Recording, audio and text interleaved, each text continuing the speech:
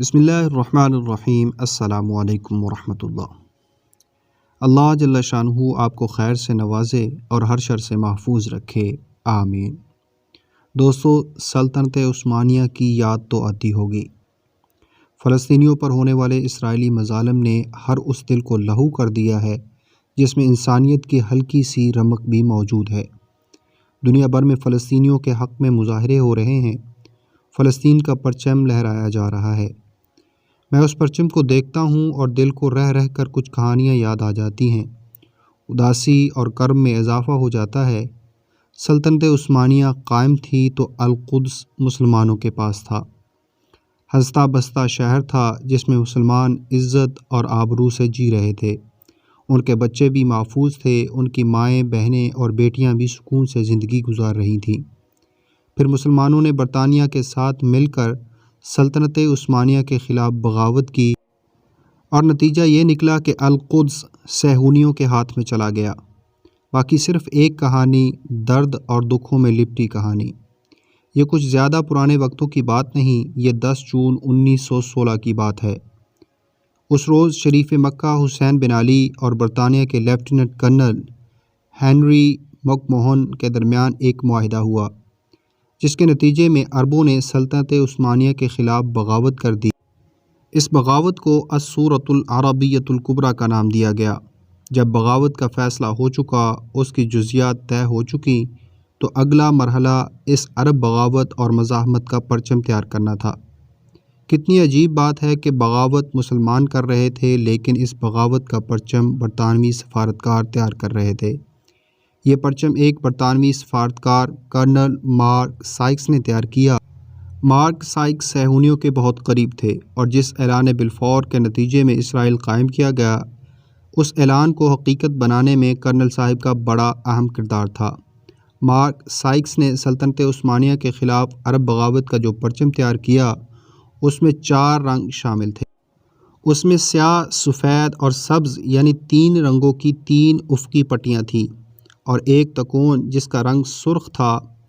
سیاہ رنگ عباسی سلطنت کی یادگار کے طور پر لیا گیا، سفید رنگ کو اموی سلطنت سے نسبت دی گئی اور سفید رنگ فاطمی خلافت کی یادگار کے طور پر رکھا گیا۔ تکون کا سرخ رنگ ہاشمی خاندان یعنی اشراف مکہ کی نسبت سے لیا گیا۔ یوں سمجھ لیجئے کہ یہ رنگ شریف مکہ حسین بن علی کی ممکنہ سلطنت کے لیے ان کی خدمات کے اعتراف کے طور پر چنا گیا، جو شریف مکہ اور مک موہن معاہدے کی روشنی میں سلطنت عثمانیہ کے خاتمے کے بعد وجود میں آنا تھی۔ پرچم بھی تیار ہو گیا اور بغاوت بھی شروع ہو گئی، یہاں تک کہ ایک وقت وہ آیا کہ یروشلم کا محاصرہ کر لیا گیا۔ عثمانی افواج لڑیں اور یروشلم کے اطراف میں شہید ہونے والے فوجیوں کی تعداد ایک روایت کے مطابق 25,000 تھی، لیکن یہ افواج بے بس ہو گئیں۔ ان کی بہت ساری وجوہات تھیں، مگر ان میں سے 2 بہت نمایاں تھیں۔ پہلی عرب بغاوت تھی۔ ایک طرف برطانوی اور اس کے اتحادی افواج یروشلم پر حملہ آور ہو رہی تھیں، تو دوسری جانب عرب بغاوت نے ترکوں کی سپلائی لائن کو ادھیڑ کر رکھ دیا۔ سلطنت عثمانیہ باہر کے دشمنوں سے تو شاید نپٹ لیتی، لیکن جب اپنے ہی اپنوں کے خلاف ہو گئے تو سلطنت عثمانیہ بے بس ہو گئی۔ دوسری وجہ ہندوستان سے گئے فوجی تھے، جو اتنی وافر تعداد میں تھے کہ اس نے اتحادی افواج کو افرادی قوت سے بے نیاز کر دیا تھا۔ فیلڈ مارشل اچنالک نے بعد میں اعتراف بھی کیا کہ ہندوستان کے فوجی ہمیں میسر نہ ہوتے تو ہم دونوں جنگ عظیم ہار گئے ہوتے۔ جب یروشلم میں مسلمانوں کو شکست ہو رہی تھی تو پنجاب کے پیروں کی گدیاں سرکار انگلیشیا کی فتح کا جشن منا رہی تھیں۔ اگر آپ یہ سمجھ رہے ہیں کہ ہندوستان سے جانے والے صرف ہندو اور سکھ فوجی تھے تو اس غلط فہمی کو دور کر لیجئے۔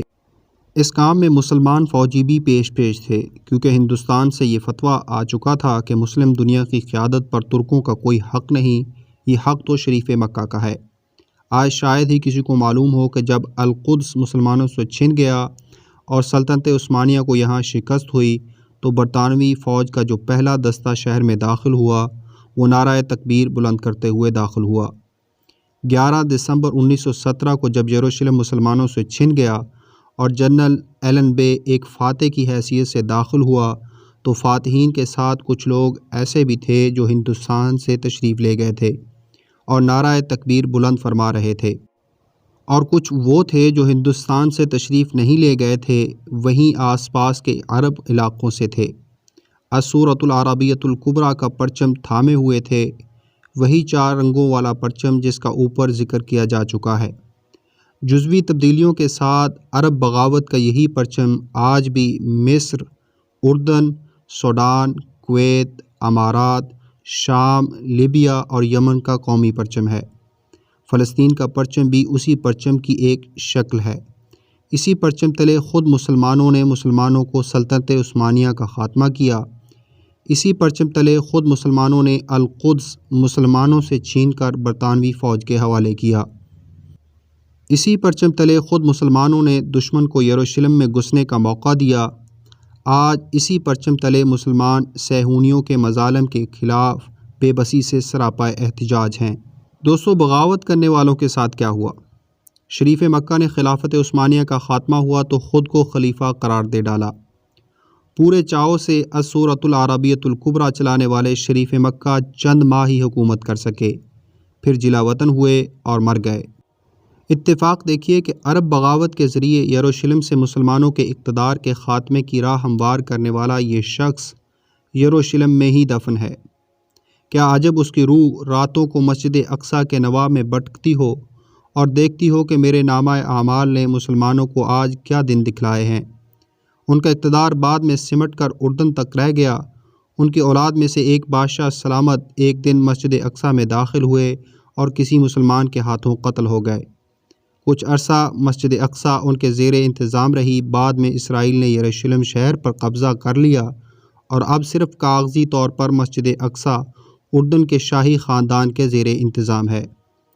غلطیاں یقیناً سلطنت عثمانیہ سے بھی ہوئی ہوں گی، تبھی تو بغاوت ہوئی، لیکن سلطنت عثمانیہ جیسی بھی تھی، اسرائیل جیسی سفاک تو نہ تھی۔ القدس کے مسلمانوں پر یوں ظلم تو نہ کرتی تھی۔ اسی بغاوت کے پرچم تلے خود مسلمانوں نے سلطنت عثمانیہ کو اسی یروشلم میں شکست دی، اور تب سے اب تک انہیں سکھ کا ایک دن نہیں ملا۔ وہی پرچم اٹھا کر اب وہ اپنے معصوم بچوں کی لاشوں پر سوگوار کھڑے احتجاج کر رہے ہیں۔ قومی کرکٹ ٹیم نے اسی پرچم کو اپنی ڈی پی پر لگایا تو دل کو کئی کہانیاں یاد سی آ کر رہ گئیں۔ مسلمانوں کو کبھی کبھی سلطنت عثمانیہ یاد تو آتی ہوگی۔